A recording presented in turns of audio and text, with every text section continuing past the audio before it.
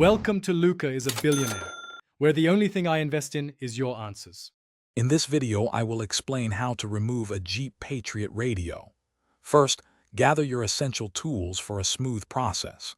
A plastic trim removal tool is crucial to prevent damage to your dashboard.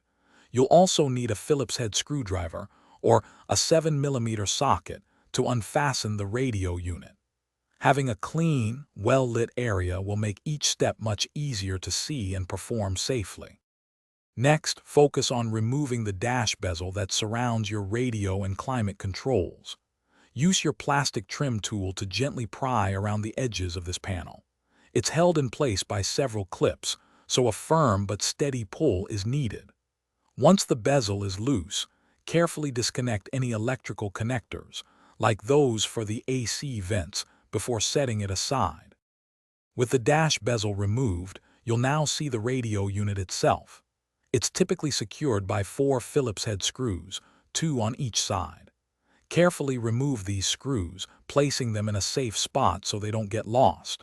Once all 4 screws are out, you can gently pull the radio unit straight out from the dashboard, creating space to access the rear connections. Finally, it's time to disconnect the wiring. On the back of the radio, you'll find several electrical connectors. Press their release tabs and carefully pull them free. Don't forget the antenna cable, which also has a small tab to press before it can be removed. Once all wires are detached, your radio is completely removed.